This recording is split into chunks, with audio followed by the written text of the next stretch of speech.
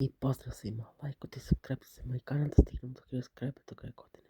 Danas unboxujem S25 Ultra AirTags, kopija telefona S25 Ultra. Evo njihovih specifikacija. Kupljen je za 100 €. Pa krećemo sa unboxingom. Inače malo je oštećena kutija, u pošti su je oštetili. Ima veze, valjda je telefon dobar. Piše AirTags, iglica i sa Samsung S25 Ultra čelom dobijamo te silikonska maskica i papirologija. Sam telefon, kabel USB-C na USB-C, to je, makar masku dobijemo sa kopijom ako ništa. S25 Ultra AirTags.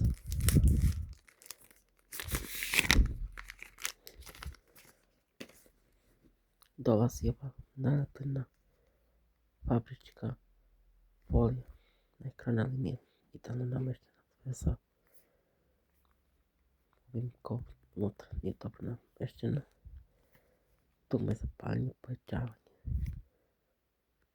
Ima 5 kamera, samo ovaj glavna radi 30 megapiksela, ove su sve fake. Prednje je 8 megapiksela, USB-C, prima 2 nano SIM i microSD karticu. Ima ovu kućicu kao pravi S25 Ultra, pa da ga upalimo. Što je čudno, ne piše Samsung nego AirTags. Znači ovo je najgora kopija što postoji.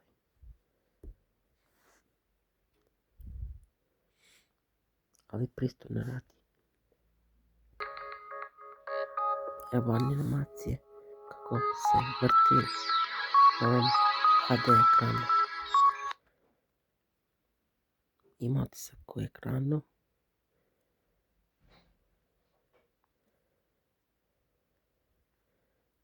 Koji ne radi.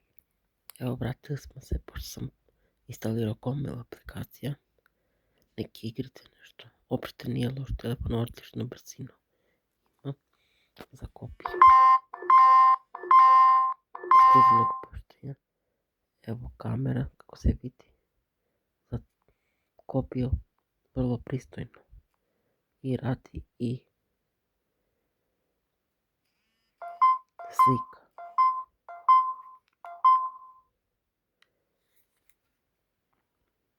AirTags. Namjestim također otisak u ekranu, koji također radi, znači nije falš. Svemu za 100 €.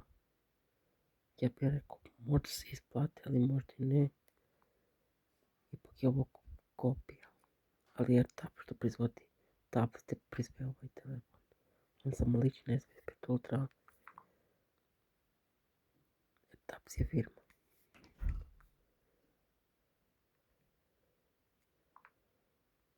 Otisak radi ispod ekrana, što je vrlo čudno, pošto ima PLS ekran, da ima otisak ispod ekrana. Zadnje kamere 30 megapiksela, snima Full HD, 30 frame, prednje 8 megapiksela HD+.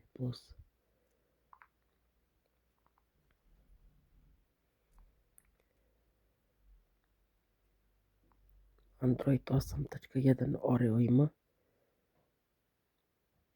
Inače sam imao drugi telefon S25 Ultra, kopija sa 70, nije radio YouTube, pa na ovome radi. Ako vam se sviđa, like, share, unsubscribe i čekajte drugi video.